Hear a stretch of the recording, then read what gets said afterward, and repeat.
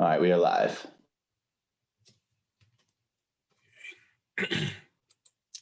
Good afternoon. Thank you for joining us for Intersecting Pandemics, COVID-19, Racism, Addiction, and Poverty. This program is sponsored by 3 Tompkins County offices: Human Rights, Public Health, and the Chief Equity and Diversity Officer. I am Ken Clark, Director of the Office of Human Rights. This is the first of a series of monthly virtual brown bag lunch events sponsored by these departments. Shortly, we will be pushing out publicity for the rest of this series. Check your inboxes for details. We hope you can join us. Thanks to Dominic Recchio, County Communications Director, Samantha Hilson, Director of Health Promotion and Public Information Officer for Public Health, and Deanna Carruthers, our newly hired Chief Equity and Diversity Officer, for helping to plan this series. Thanks to our panelists for their input. Over 7 million cases of COVID-19 have been identified in the United States. Over 204,000 Americans have died from coronavirus, and the global number of fatalities just passed 1 million. Daily cases are on the rise in over half of the 50 states. Mental Health America reports that African Americans comprise 13 to 15% of the US population, but 27% of COVID cases, and are dying from COVID at 2.5 times the rate of white people.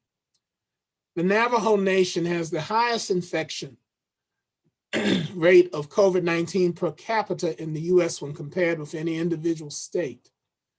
Large numbers of Latinx citizens remain in public-facing service jobs, putting them at high risk of contracting the coronavirus.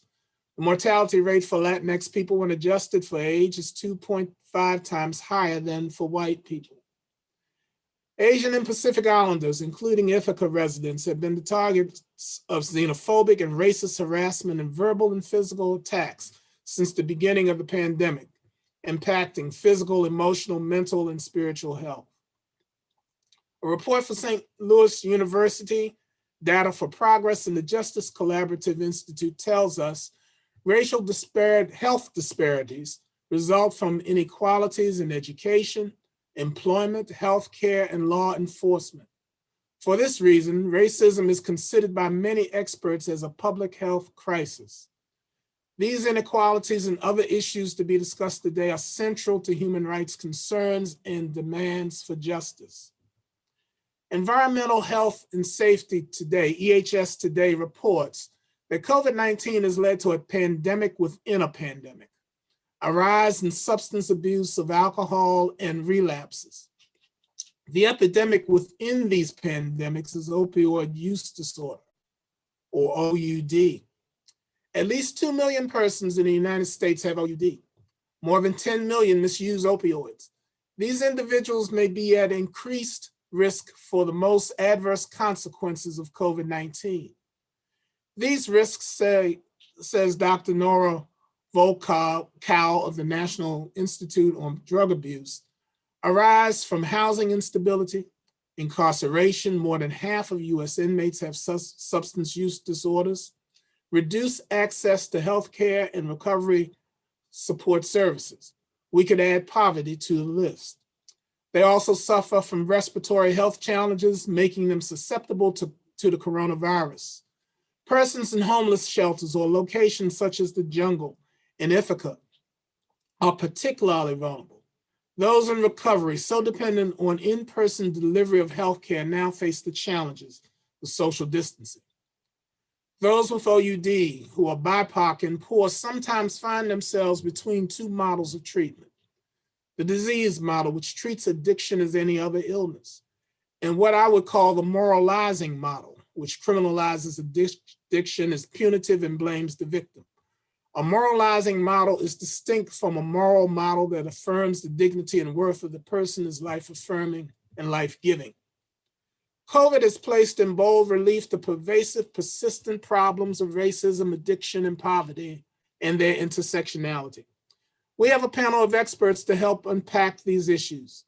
Frank Kruppa, Tompkins County Public Health Director and Mental Health Commissioner, will talk about the impact of COVID-19 and its implications for underserved communities. Jamila Michener, Associate Professor of Government at Cornell, will analyze racism from a public policy perspective. Dr. Melissa Dhundale of Firm Fighting Institutional Racism in Medicine will speak to racism as a public health crisis in medical practice. Dr. Judy Griffin from Reach Project, Respectable Equitable Access to Compassionate Healthcare will explore addiction's impact and implications for BIPOC populations and poor white Americans.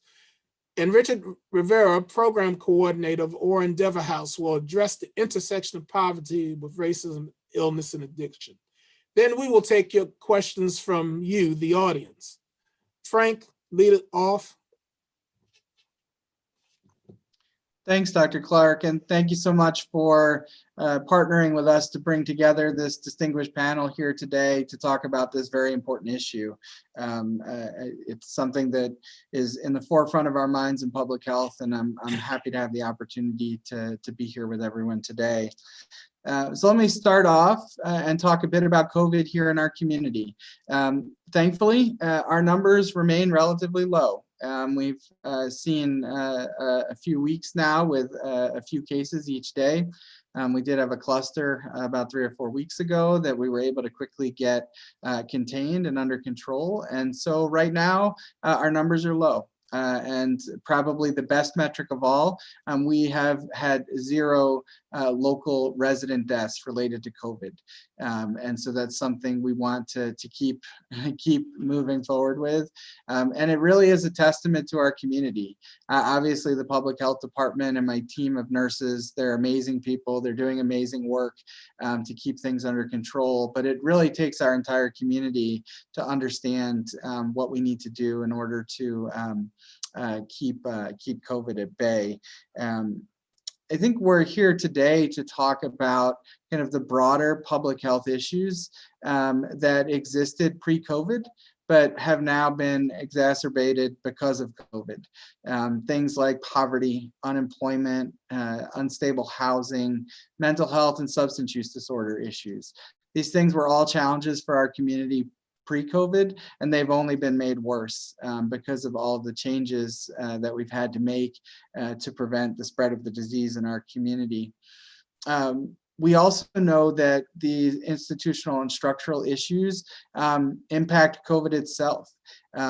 Thankfully, here in our community, again, we've had relatively small number of cases, but even amongst those cases, the demographics align fairly well with the demographics of our community.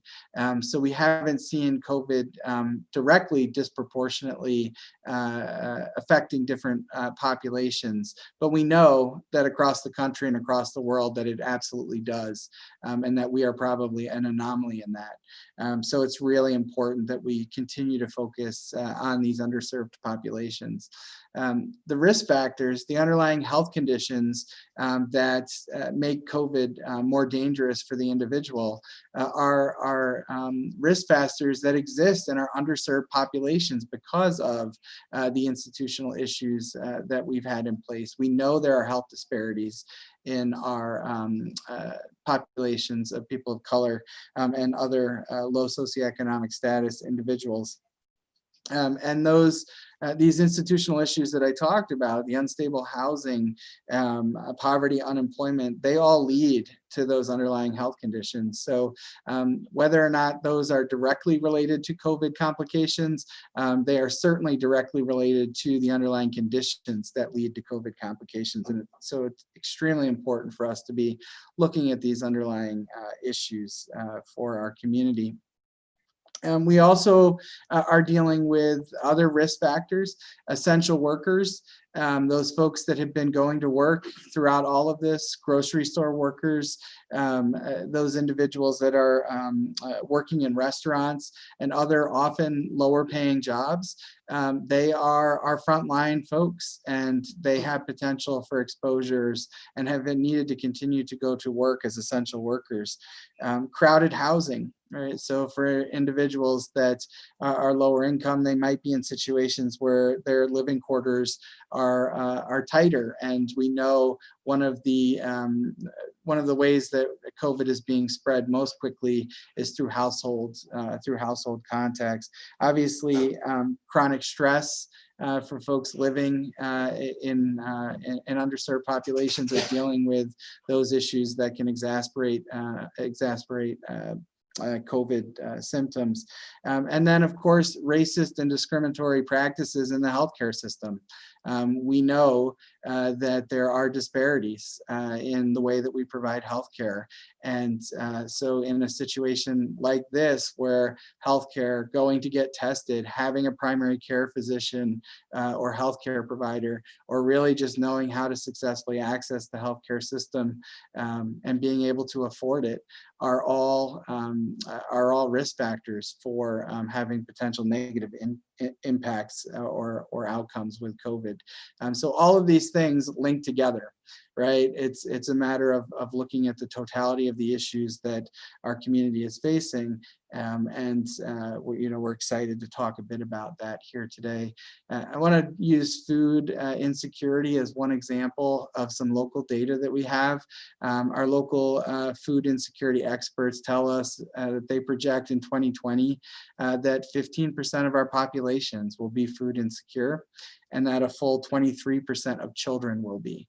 Those numbers are astounding, and they are significant growth from 2019. So we're going to see a lot of people that aren't used to accessing some of our safety net programs like food banks and food pantries that will need those services and might not know how.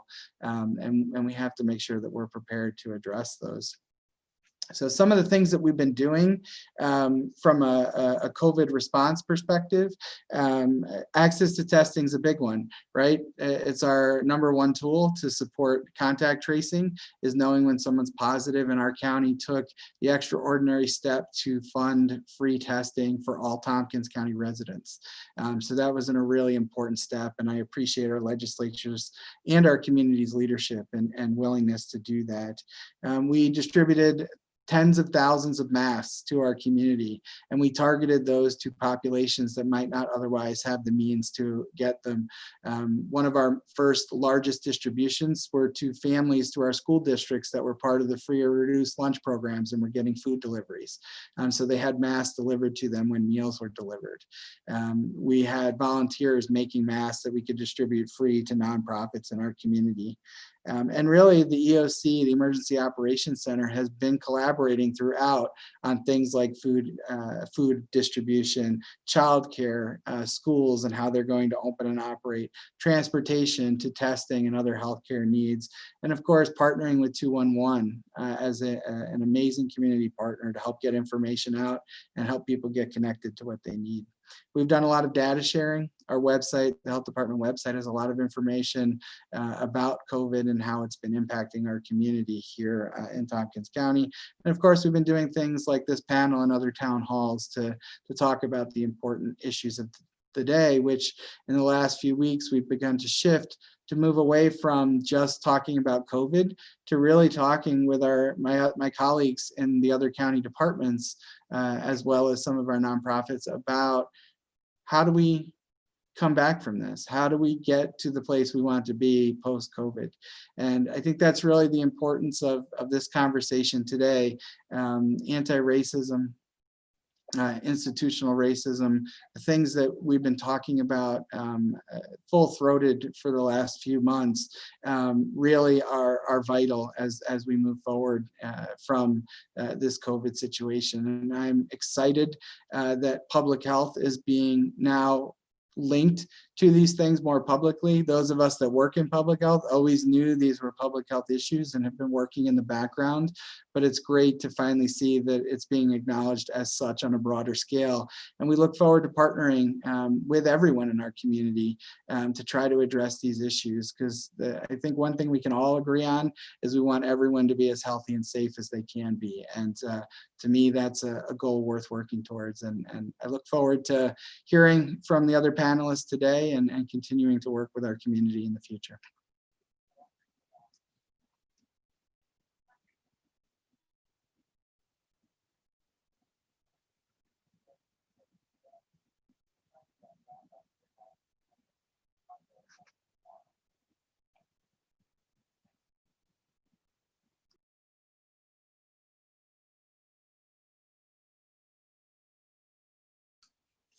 There we go. I had to unmute. It's always the basics. Okay, well, welcome everyone, and thank you for being here today. I appreciate that I got to go after Frank because so much of the groundwork was laid, so it makes my job pretty easy.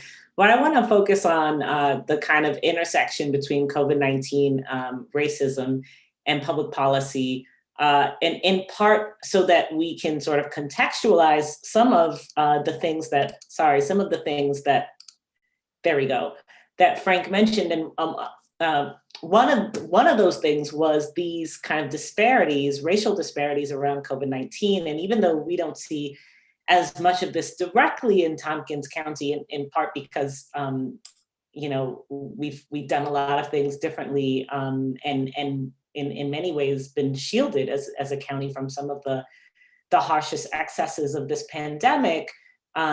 But the reality is, if we think about this on a national scale, the disproportionalities are pretty staggering, right? And they're staggering specifically with respect to race. And you can see that if we adjust for age, if we think, for example, we hold constant within age groups, that for Black, Latino, and Indigenous populations, they're anywhere between 3.3 and 3.4 times more likely to die relative to their white counterparts of COVID-19. But one of the things that we have to do when we think about disparities like this is we have to put them into a larger context. And like I said, a lot of what Frank did really gestured towards that larger context. And that context is focused on understanding dynamics of racism and the ways that it's pervasive and institutional, because that helps us to recognize that the disparities are not about individual people and the kind of behaviors that they're engaging in or not engaging in, the choices that they're making are not the making, and not even, it's not even just about their pre-existing conditions. Certainly, those pre-existing conditions exist, and they're also racially disproportionate. But if we continue to peel back the layers and we think about even what underlies the pre-existing conditions, why?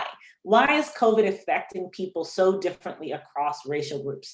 The immediate proximate answer is because there are more pre-existing conditions that are exacerbated by and interacting with COVID among communities of color, and that's why. But that's only the most proximate answer, right? If we look another layer underneath that, what we get to is the role of racism.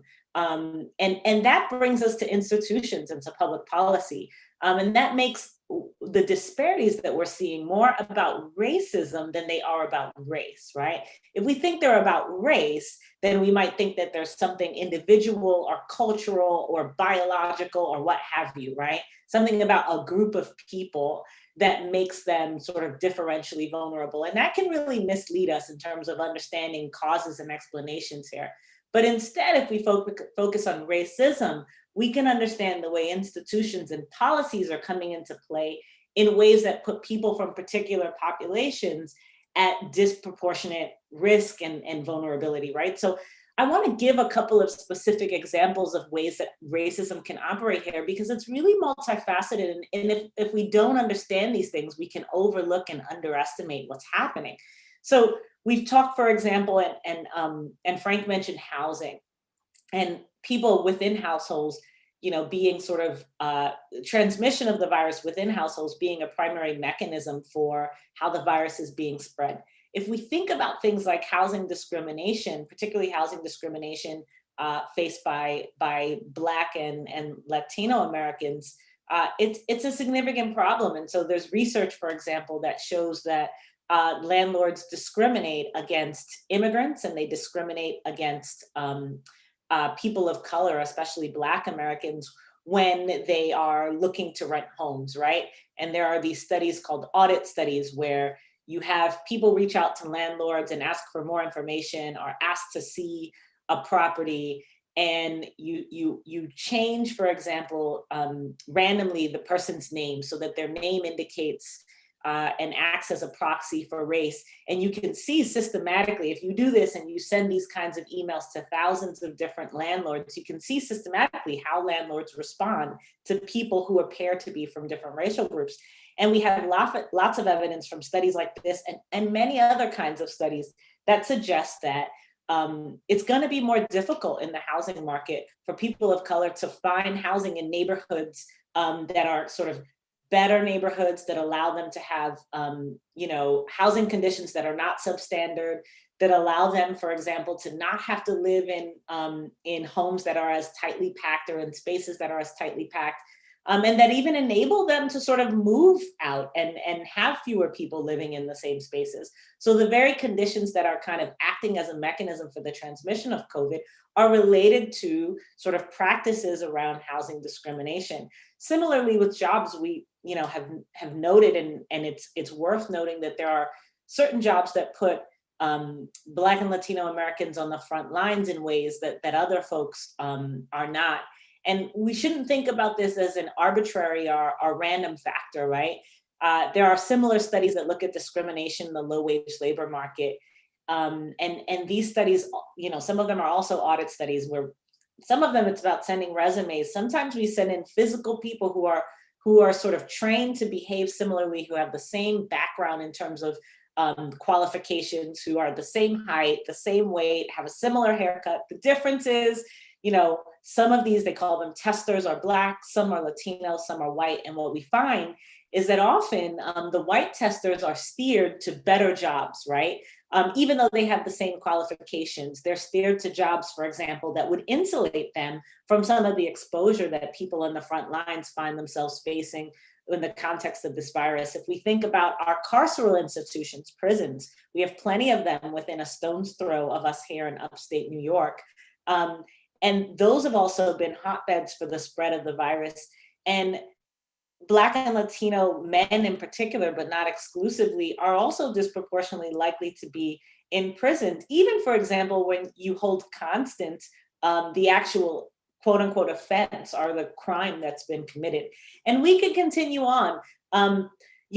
Black people wait longer in emergency rooms. There's evidence that show they spend longer in ERs and wait longer before they're treated. There's evidence to suggest that in their interactions with doctors, they're less likely to be heard, that when doctors are interacting with Black patients, for example, they spend more time talking and less time listening. There's evidence to suggest that they're under-prescribed pain medication and that doctors don't respond the same way to their pain, right? And then on top of this, we have sort of meta kind of policy level decisions. This is a graph that shows which states have expanded Medicaid, and Medicaid expansion allowed more people to have access to Medicaid, which is a health program that provides health insurance to people who are living in or near poverty.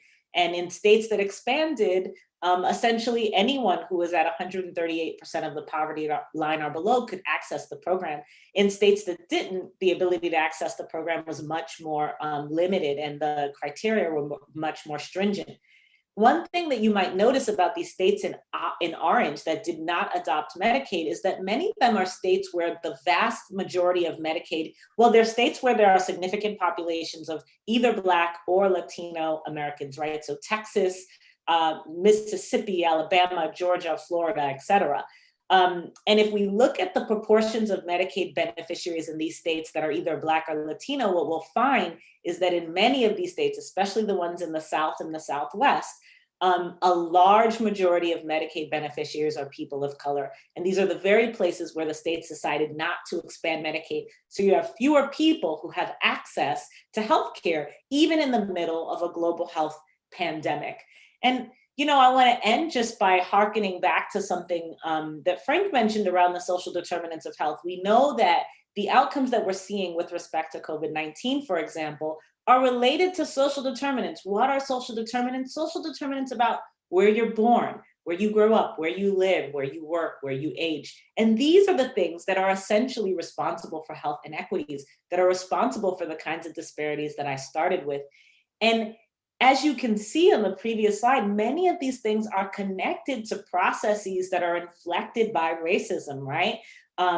Where you live is about what kinds of housing you can have access to, and that's structured by whether or not you're being discriminated against. Where you work is about what kinds of jobs you can have access to, and that's limited in contexts where people of color are being discriminated against. And I could go on and show for each of these things where there are sort of points of discrimination, and often those points intersect with public policy, right? Either because public policy isn't implemented to stop these forms of discrimination, or because public policy itself perpetuates various kinds of inequality, as in the case with the example of Medicaid that I showed. So it's really important to keep racism in view as we think about the social determinants of health and the public policy bases of the kinds of disparities that we're seeing with respect to COVID-19. I will stop there.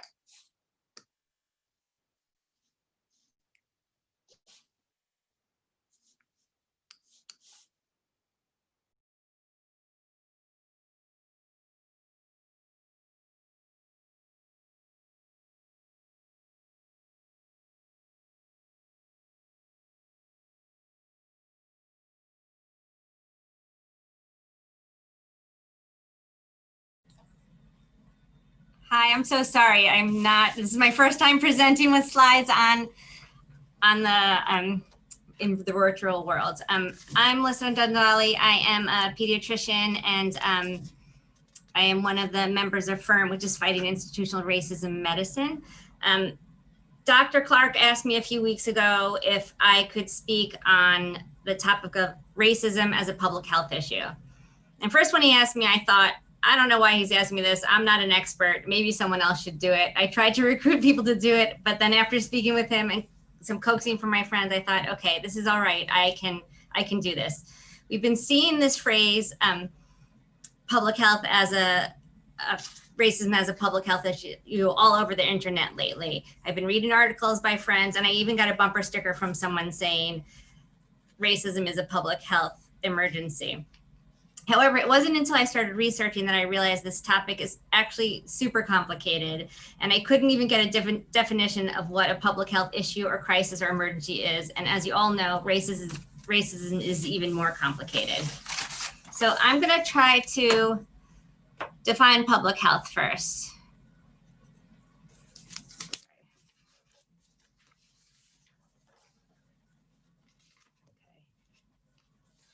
All right, so what is public health? This is a definition that I liked, which was from the American Public Health Association. Public health promotes and protects the health of people in communities where they live, learn, work, and play. They do this by prevention, so vaccinations are an example of that. They do this by research. They do this by education. They track disease and health outcomes. They also try to shed a light on why some of us are more likely to suffer from poor health than others and advocate for change. One of the Drexel professors defined the role of public health as it's to prevent disease, prevent death, and prevent those things. You prevent those things by having a certain diagnosis of why some people have different outcomes.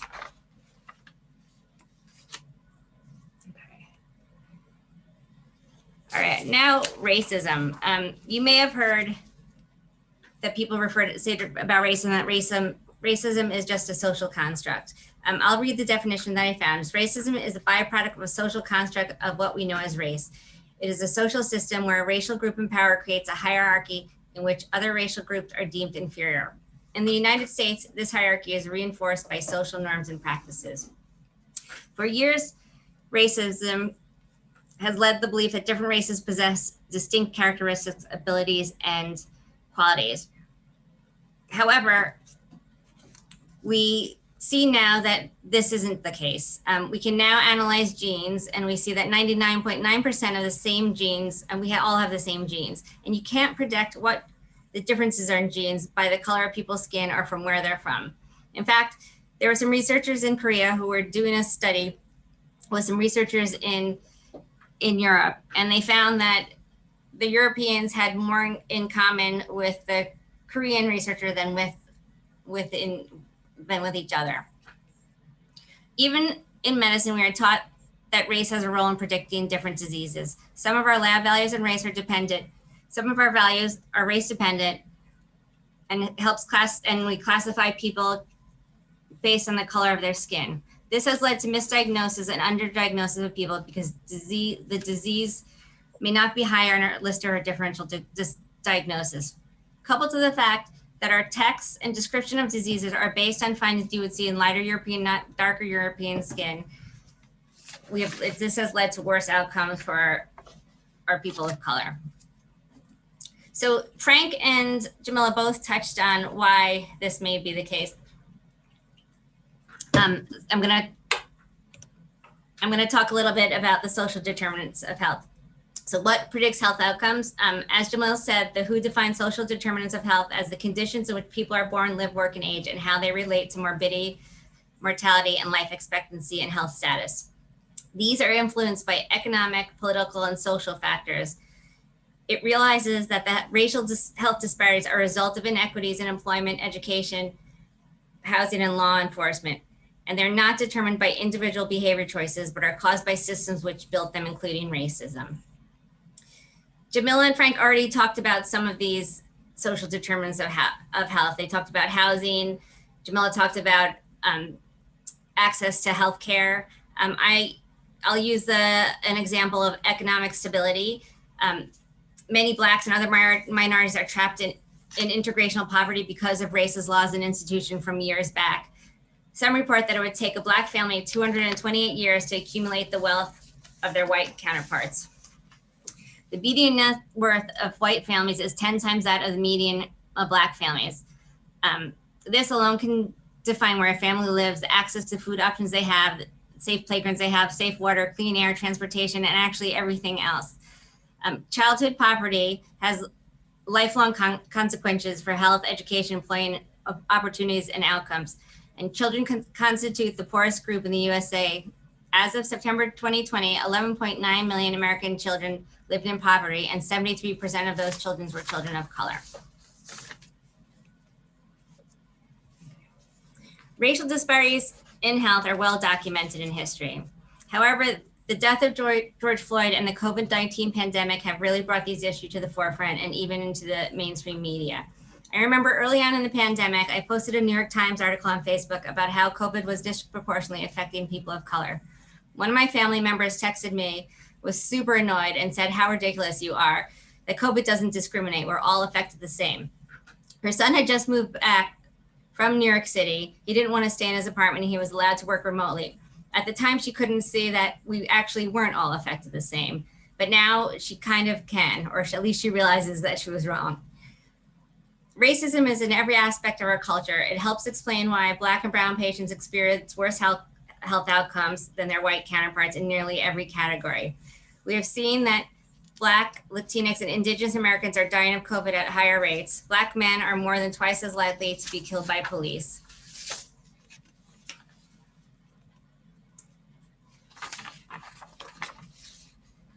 I'm sorry.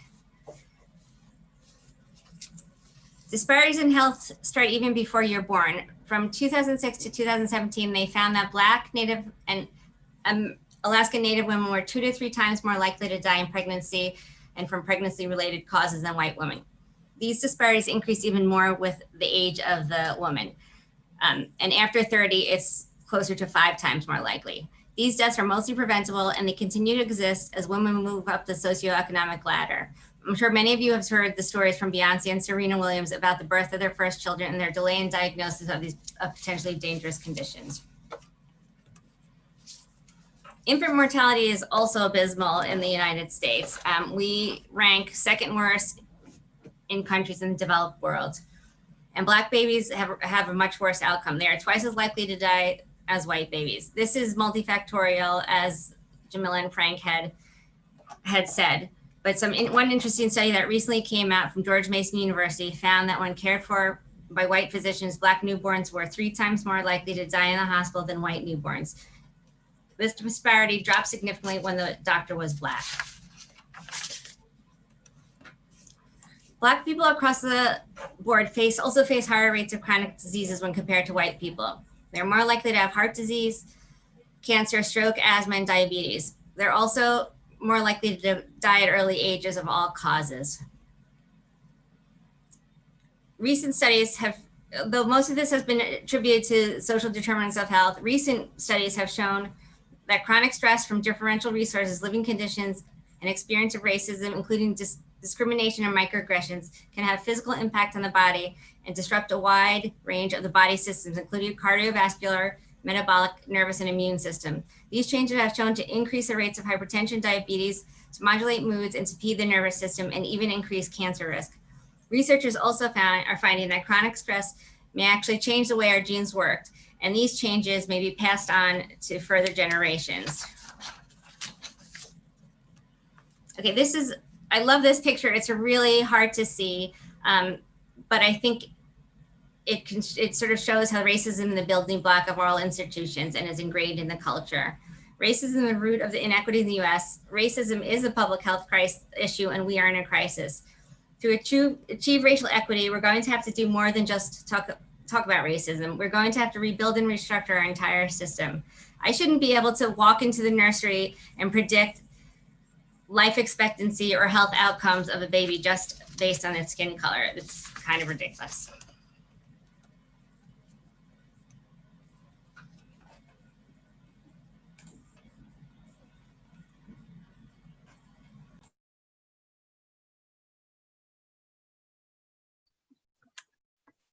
Thank you, Melissa. I think I'm up next, and I'll share my screen. I'm Judy Griffin. I'm a medical doctor here in Ithaca at Reach Medical. We're a primary care office that provides healthcare to at really anyone, but specifically serving people who use drugs or with substance use disorders. And I'm thrilled to be part of this conversation today. This really important conversation about the intersecting pandemics. And I would really describe addiction as sort of an epidemic within a pandemic that intersects, squarely with racism. And all of these things, as the speakers have said, were pre-existing. These were so-called pre-existing conditions before COVID-19. And what COVID-19 has done is exacerbate these and also exposed or shed light on how deeply these things are interconnected and how really dire the consequences of these inequities are for people's health and even their life.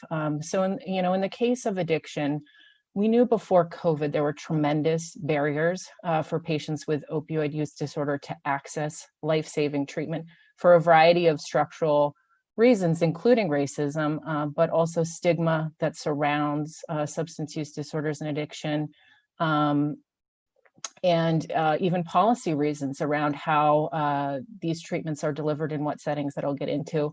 I'll also explore the transition to telemedicine, and then talk about an emerging piece of evidence that unfortunately shows that overdoses are on the rise across the country.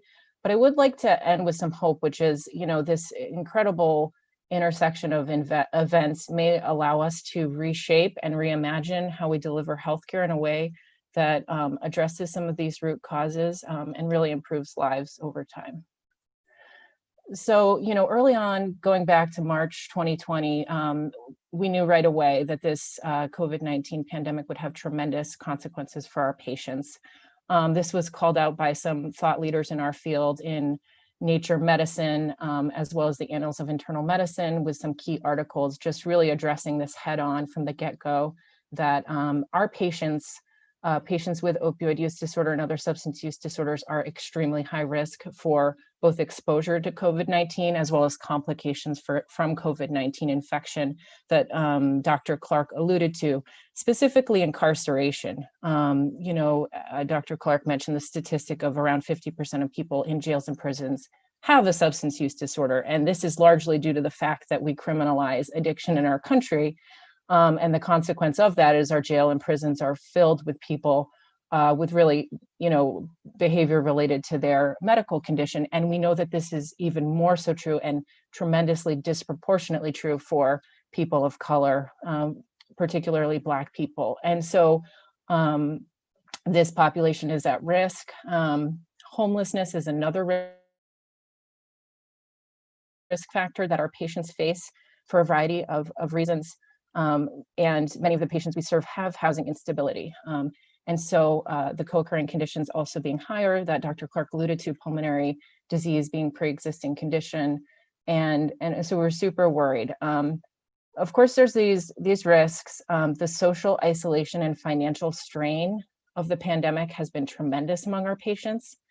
I'll give an example from earlier this week. I talked to a patient of mine that was, he was essentially, an adult man, almost in tears, had left prison in the past year, had recently worked, but lost his job, did not qualify for unemployment benefits, and was essentially homeless and destitute, and was seriously considering relapsing, hadn't yet. And I was able to convince him, to stay on treatment and provide him with a lot of support as well as mental health support.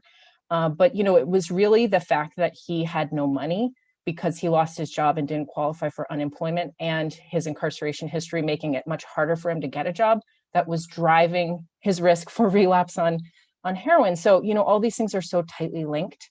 And then when we think about the treatments that are available, we know there's a lot of burdens on people. For example, methadone, which is one of the two main treatments for opioid use disorder.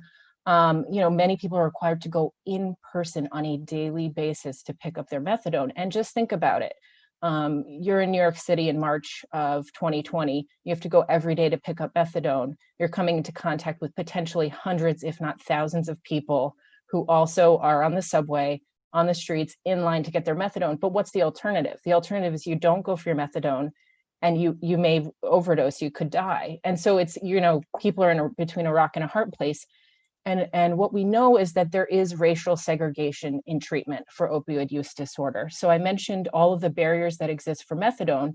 And what this recent publication in JAMA from January 2020 shows is that in communities that are more highly segregated in terms of having higher proportions of African American and Latino populations, there's more methadone available, compared to counties with a higher segregated population of white communities have more buprenorphine, which is Suboxone, available. And that's true in our community. Our community being predominantly white, there's much more buprenorphine available. In fact, there wasn't methadone available in Ithaca until earlier this year. We prescribe buprenorphine at Reach Medical, and we serve a predominantly rural, poor white patient population. And that's not to say that things are easy for them at all. They face significant challenges accessing care, but it's even harder to engage in care through methadone, which requires people to go in daily for at least the first 90 days of their treatment. And so the good news is, at the beginning of the epidemic, both for methadone and buprenorphine, the regulations, tightly regulated criteria around going every day in person or going in person to get your buprenorphine were lifted by the DEA. And so we were able to transition to telemedicine and provide healthcare through telemedicine. I'll talk a little bit briefly about our experience at Reach Medical. We're located in Ithaca and Johnson City. We actually serve individuals from 33 counties across New York State. We have over 1,100 patients actively engaged in treatment for opioid use disorder. And as I mentioned, we provide primary care. We do testing and treatment for hepatitis C and HIV, behavioral health services, and medical cannabis. In March, we rapidly transitioned to almost entirely telemedicine. And overall, it's been well received by our patients and providers. We're monitoring it closely. We'll want to make sure we're not losing any patients. And what we found with many of our patients is that they can only reach us by telephone. There is no broadband access in lots of rural areas that we serve. There is no internet. People don't have smartphone access, so we have to be able to reach people by phone, which we do in about 10 to 20% of cases. And what we found is that our level of retention, meaning the percentage of patients that remain in care over 3 months, has remained constant at about 80%. And we've actually started about 200 new patients on treatment during the pandemic, which is pretty incredible. We've also launched outreach, and our community health worker here in Ithaca, along with Richard, has been doing street outreach to homeless, people facing homelessness and opioid use disorder, and facilitating treatment through telemedicine with a smartphone that our community health worker brings with them. And that's been very successful. Just a few numbers mentioned, we're serving over 1,100 people treating hepatitis C in the midst of this pandemic. So we've found a lot of success, but we keep in mind that we have to keep fighting and keep our eye on the most marginalized, the most vulnerable, those most likely to fall out of care at this time. In terms of telehealth access, I was recently on a panel debating the use of telehealth for buprenorphine or treatment of addiction. We've seen it, be very, very successful. But we want to keep in mind that not all people have access to the technology or the digital literacy to engage in care in this way. One question that came up was, are there disparities around telehealth access and use across racial or ethnic lines? And not much is known, and the evidence that does exist is conflicting. The two studies that I found, one was conducted by Pew in March of 2020 with a survey of over 10,000 individuals. And they actually found that 17% of respondents had engaged in telehealth, and Black and Latino individuals, or essentially non-white participants in the survey, were more likely to have engaged in telehealth. Whereas a study in New York City of patients seeking COVID-related care found that Black and Hispanic patients were less likely to engage in telehealth care. So I think we need to learn more about the barriers people face engaging in telehealth services while we press on to expand access at all times. In terms of overdose, this is drug overdose deaths during the pandemic. We have seen an increase. Data is emerging now from the first few months of the pandemic. And what it's showing is, if you compare May 2019 to May 2020, there's been a 42% increase in overdose deaths. That's nationally. And then a recent publication in JAMA also showed, this was a study of patients using the emergency department in Virginia presenting with overdose, non-fatal overdose, comparing 2019 with 2020. And what you see is basically, over a doubling of the number of non-fatal overdose in their emergency department, going from 102 to 227. But really, unfortunately, what we've seen is this has disproportionately impacted Black patients in their community. The causes of that are unknown, but I would, basically, I think what we've seen again and again is we have to look at the social determinants of health. We have to look at the structural factors that impact patients' ability to engage in care. And we have to think about the ways in which Black patients are facing unique challenges during this time and also in engaging in care. And it's really putting them at risk, not only for COVID-19, but also opioid overdose and its complications. I'll leave it at that. Thanks so much.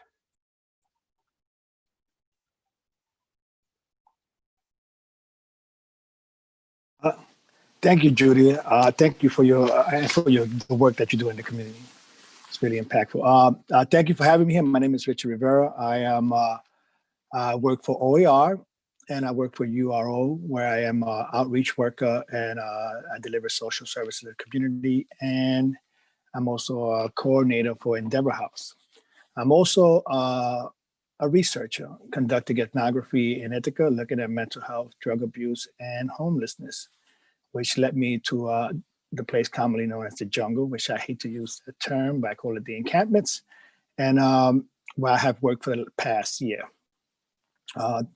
Fortunately for me, the organizations I work for allow me to go to these places and work in these areas and actually pay me for it, which is great.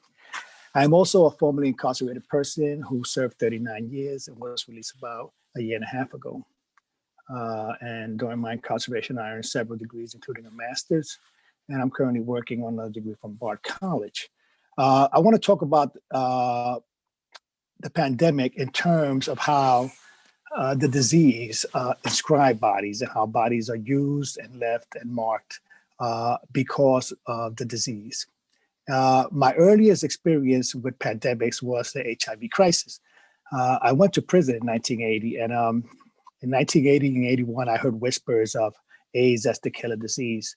But my first real experience with HIV was in Clinton Yard, where I watched this young guy walk up to this queer person and splash a liquid on him and light a match and threaten to set the person on fire if the person did not leave the yard and signed in. The rumor was that the person was HIV positive and nobody wanted to catch the monster. And it was a horrific and terrifying experience for me, but I can't even imagine what it was for the individual who stood there trembling under this threat. And the thing is that every time a pandemic like this comes, we try to attribute it to a certain population, right? So HIV, when it was first came on the scene, it was attributed to gay people. It was called GRID at certain points. Then it was Haitians. Then it was gay Haitians. Then it was sex workers. Then it was addicts. There's always a person that is always at the margins or at the fringes of our communities, and it plays out like that. Today, HIV is no longer a killer disease. I mean, it lost its reputation due in large part to great advances in sciences and a huge amount of compassion by our communities. But the stigma still remains. When a person says they're HIV positive, everybody around them just shies away a little bit because the stigma remains. And Dr. Judy pointed this out, and it is a thing that happens in the real world. When the pandemic first occurred in Ithaca, for example, we shut down everything. And one of the concerns was the homeless population of Ithaca, which occupies those spaces at the fringes of the West End, commonly known as the jungle. It's an encampment that extends hundreds of acres. And all the service organizations in Ithaca reconfigured themselves, reorganized themselves, and emerged as one consortium of organizations dedicated to delivering services to these populations. Reach was a participant, STAP, OAR, Salvation Army, every organization, Loaves and Fishes, the shelter, and we delivered a lot of services. I myself personally has delivered over 4,300 meals with the assistance of organizations like OAR and URO. We delivered bags, we delivered telemed. And the idea was to keep this population healthy by providing all the services they need in the spaces they inhabit. And we did that. The idea was to keep the curve from ballooning by keeping this population healthy and keeping our community safe by avoiding those congregations and those movements of populations throughout the community that may spread the virus. That was the noble and rational reason. But really the idea was to keep this population in its spaces, to sort of keep them away. Because when we talk about race, we're talking about the narratives that we put on bodies.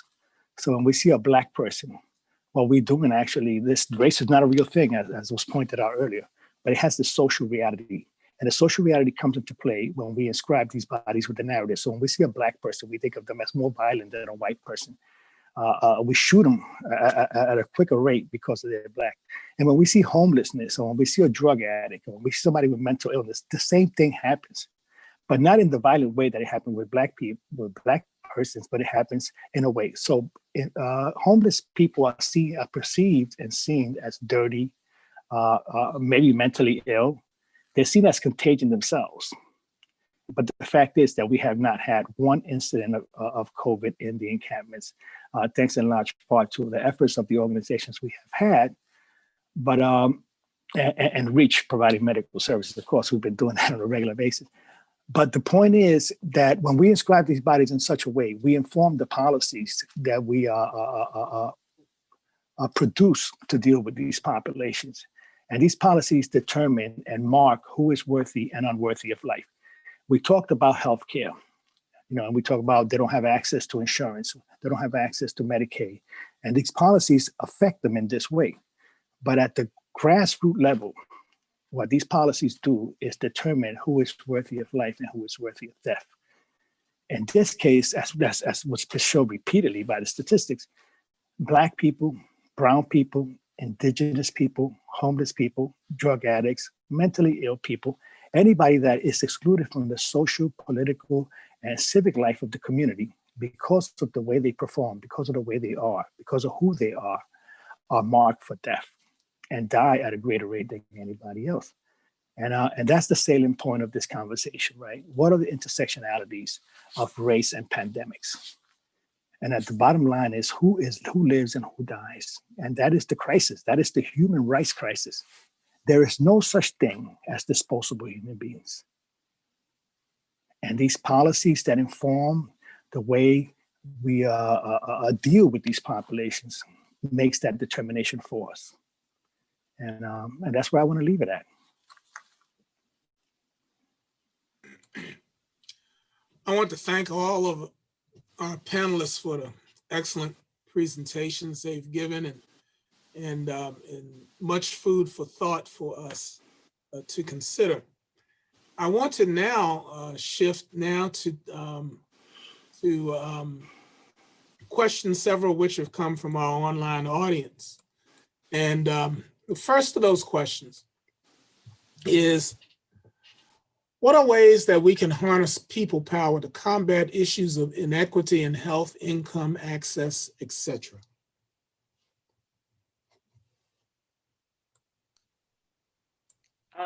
I'm happy to chime in here. I'm sure others have thoughts too.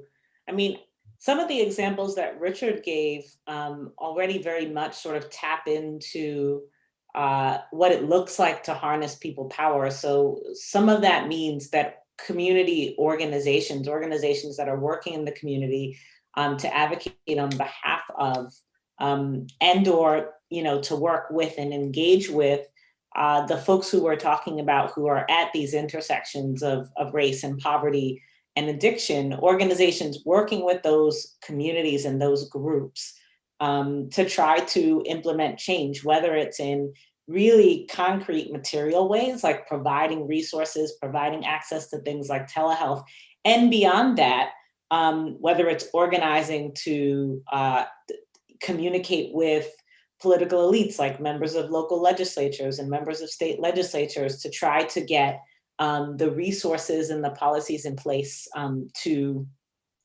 see these processes turned around. You know, I'll go back to an example that I used during my presentation of Medicaid. There are a number of states where state legislatures and governors refuse to expand Medicaid for a number of reasons, many of which were pretty crassly political. And people in those states, organizations working along with ordinary people who wanted to be able to have access to healthcare, got measures on state ballots, referendums on state ballots, and voted in Medicaid expansion without the help of their legislatures, without the help of the powers that be in those states. So Missouri did this recently, and we've seen other quote unquote red states like Idaho and Nebraska do this. And we've seen lots of advocating on the local level, on the state level, that involve people power, getting the people who have the most at stake involved, centering their voices and their lives so that they can leverage power in order to get access to the resources that they need to live. As Richard, I think, so rightly and compellingly pointed out, it's not about politics, it's about being able to live. And I wanted to add one point, which is, you know, I want to challenge everyone viewing today to really think about our own community. I mean, Frank mentioned that we've been very fortunate and we haven't seen disparities emerge around COVID-19 infection, et cetera. But on the first hand, you know, that's not, you know, by coincidence. We have to be very deliberate and continue to fight for that as a community, and we can't take that for granted. And I would actually challenge people to go beyond that, because I think those of us, especially white residents in our county like myself, you know, it can be easy to sort of fall back on our progressive sort of laurels and think we're doing enough. And I would say we need to do more. And you know, I think that that's something I would just encourage everyone to think about. And these are small things that operate even in your neighborhood, among your neighbors, in your doctor's office, you know, every aspect of our community. I just think we have to use this opportunity to really listen to voices like Richard and others, and to guide us from those voices. I don't know if that makes sense, but I just think that that's a critical piece of this that we need to keep in mind. Yeah, I would add, we haven't seen disparities in COVID-related illness, but we have seen disparities in school. You know, there are some issues in the school right now that are going to make the disparities even worse. So I'm going to give you all an action item, Frank. You know what I'm going to say, right?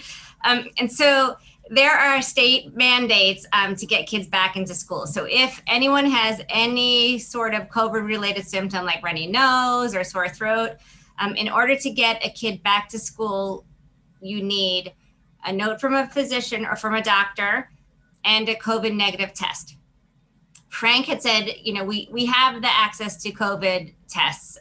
The county is paying for them, so that's okay.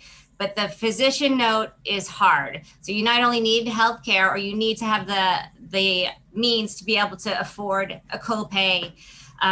If you can't get the note, then you're required to stay out of school for 10 days. This is going to make some kids stay out for 10 days and other kids go back because they have access and they have the means. So if you want to do anything, call Cuomo, and email and call Dr. Zucker and try to get the mandated note lifted. Other responses from the panel to this question? Yeah, I think Jamila hit it right on the head, right? We talk about the exclusion of these populations from the political life, but they do appear. You know what I mean? They could insert themselves into the political, and we have examples in like Occupy Wall Street, where people make appearance. By appearance, you insert yourself into the political. You got to demand life. You got to demand recognition of your life. There's a big debate right now about whether universal health insurance, universal education, universal living wage are really socialist issues, but I don't think they are. I think that the principles and the mechanisms of governmentality have evolved to such a point that these are human rights. You deserve this as being a citizen. You deserve healthcare. You deserve education. You deserve a living wage. These are the responsibilities that the government has to its citizens. We see example also in people occupying spaces, settlers in Argentina taking spaces and demanding recognition, demanding land, and they're getting it. I believe that if we want something, we have to go to Jamila's point again. We have to insert ourselves and make demands. We have to demand that our existence be validated, that we be recognized for what we are. And it's not socialism, it's just a human right issue. It goes back to the same point. It is our right to have this.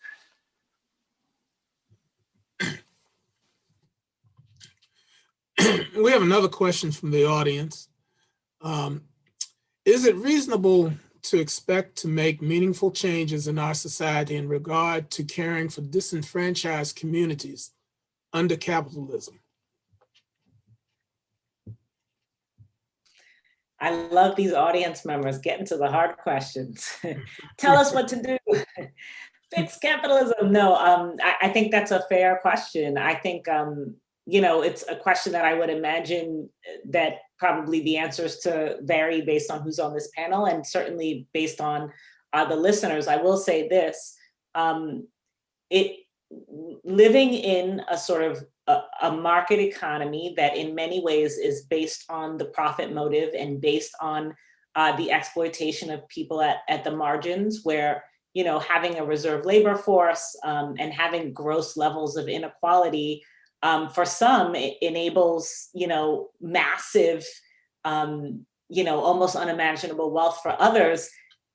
That system, that structure, it matters here, right? I mean, we can think about this on the kind of grassroots level, people not being able to access resources that they need for just basic living. And many people can agree that is undesirable, that is morally suspect, and that isn't something that we want to aspire towards as a society. But the reality is that those grassroots, concrete lived experiences are connected to a larger set of economic and political structures, right? And so the choices that we make about how to organize our economic life and how to organize our political life are leading directly to those experiences that people are having with vulnerability and marginalization and exploitation. And so I guess I would say the question is in precisely the right spirit, right? We have to be able to be willing to interrogate and reevaluate larger systems and structures, even if they're benefiting us, even if we're on the winning end of them, right? If we care about creating a community where everybody gets to win, and not just a few or a some, then we have to be willing to reevaluate even economic and political structures that we take for granted, right? So that's what I see that question as sort of gesturing towards and pushing us towards, and I agree. Other responses to the question? We chime in here. Sorry, Judy, and I'll probably give you a segue.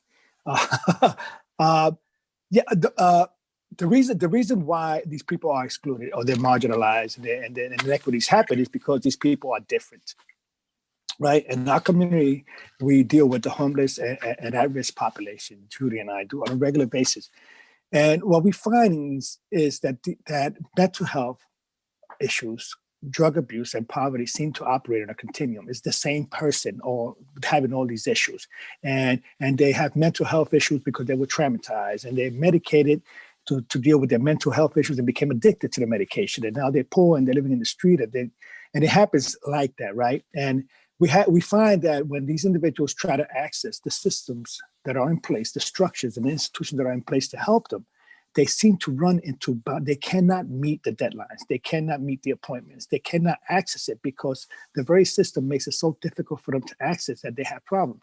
So then the system says, well, we gave them all the opportunities and this individual couldn't make it. The individual must be broken, right? I don't subscribe to that. And I don't think Judy or most of the people on the panel subscribe to that. I believe that the system is broken and the individual just is unconventional and can't meet the deadlines and the things that the system set for them. I think we must reimagine the system. I don't think political philosophies define how compassionate we could be, the limit the compassion that we could give to people or treat people as human beings. I think to be compassionate, to be kind is a conscious effort. We must have a consciousness that says this human being is worth my efforts. This human being is not a throwaway person. And back to you, Judy. Wow, Richard, you're a tough act to follow, that's for sure. So I was trying to get in there. No, I'm kidding. I would just say two things. So one, I think that I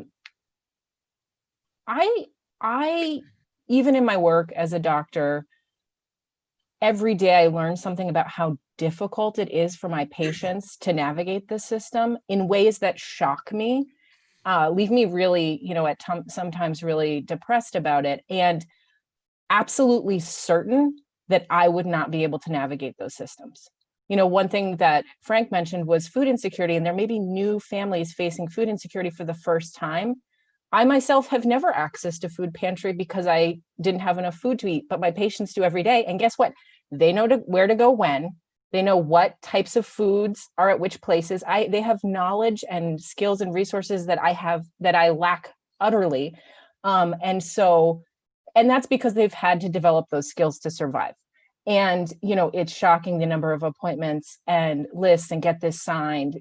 I really don't think it's just just to a little bit challenge what you said, Richard, it's not necessarily that folks are just idiosyncratic or what have you. It's just, it's too difficult for most people to manage this, especially if you have a disability, especially if you have young children, especially, if you have a history of trauma and, going into crowded spaces is challenging for you, which are common experiences for many people. And so we have and so if what you care about is getting people help and services and really essentially giving them the ability to live and exist, which I think is our theme here, we need to restructure and redesign how this is done because it's not working for people. And that is not easily achieved in a health system or a social service system that's profit driven. The social service system is a little bit different, but specifically medical care is a profit driven system. And what we've seen in this pandemic is that a lot of the healthcare we provide is probably elective and not needed. And we have a gap in the care that is needed. I think our community has done a tremendous job, and I give Frank and others, tremendous credit for their response. It's really impressive and probably one of the best responses anywhere in our entire country. And I give the community so much credit for responding and really following through and showing a lot of compassion and care to others. But the profit piece of healthcare, is in contrast with achieving, addressing these inequities. I wholeheartedly believe that.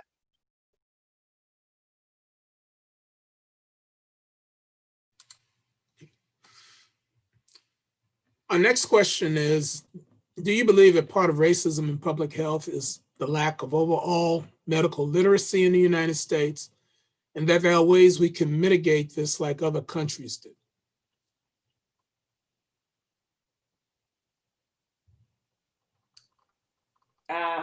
So I'll jump in. I don't know why I'm always the first to answer. I think I guess it depends on what the questioner means when they say medical literacy, and sort of who is lacking with respect to medical literacy, right? And so if the locus of the lacking is on the side of like people, for example, people of color, then I would push back. But if the kind of issue around literacy is on the part of maybe like providers or folks on the system side, I think there's a lot of space for learning there.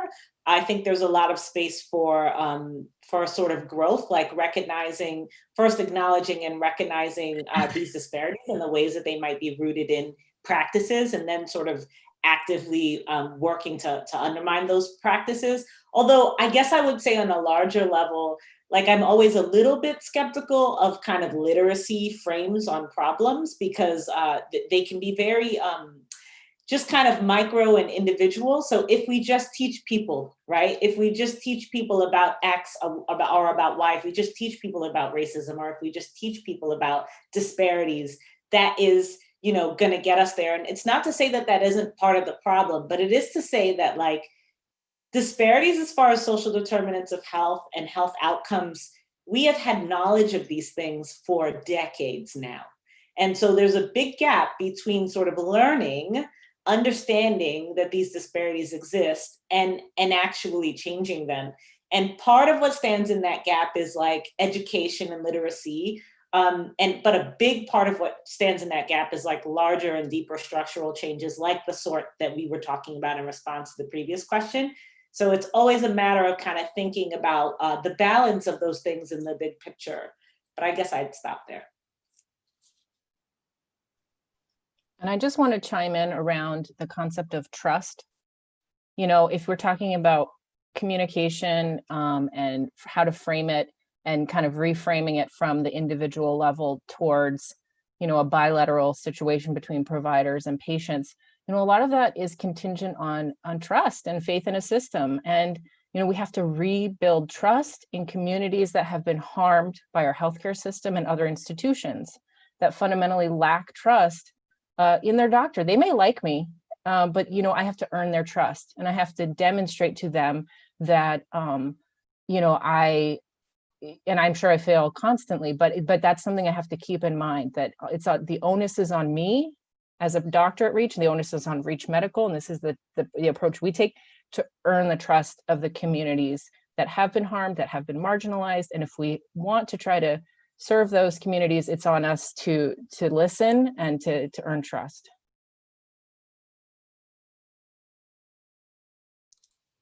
Anyone else want to chime in on this question?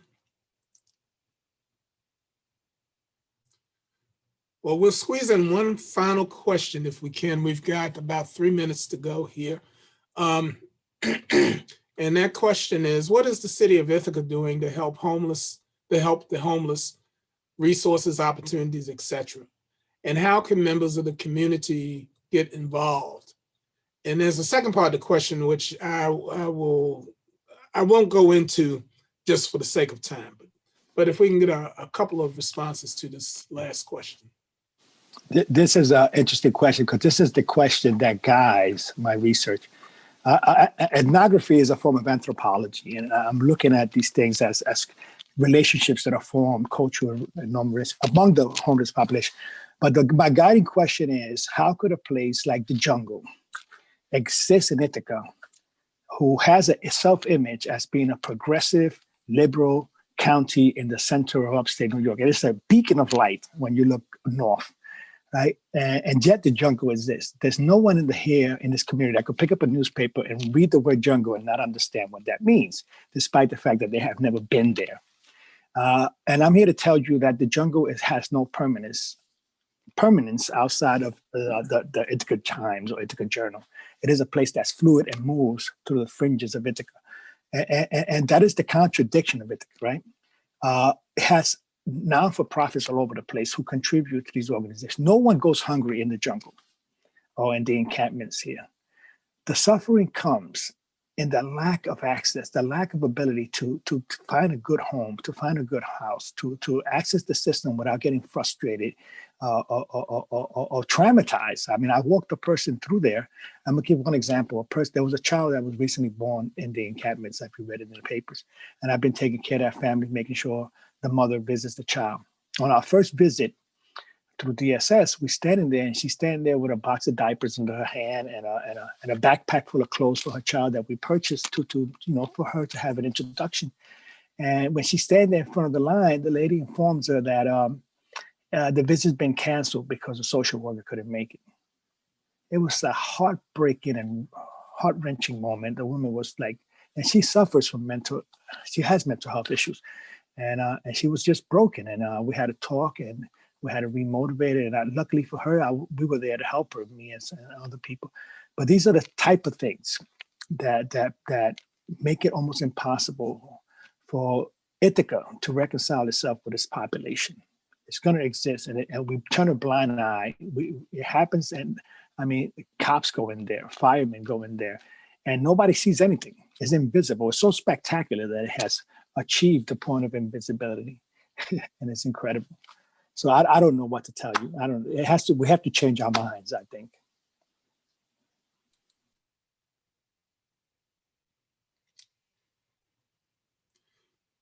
Well, we are right at 1:15, and we want to thank all of our panelists and colleagues for their contributions to our program this afternoon. Thank all of you who have tuned in for this event. And this is the first in a series of events which will be held through the end of the year. It may go on into 2021. But we certainly thank you for taking time to be with us today, and we will be in touch. If you are interested in being contacted for our future programs, please contact me at kclark@tompkins-co.org. And we will be happy to share information with you. And again, thank you for joining us today. Thanks again to our panelists. Thanks to our planners for making our event happen. We wish you a good afternoon, and look forward to seeing you again.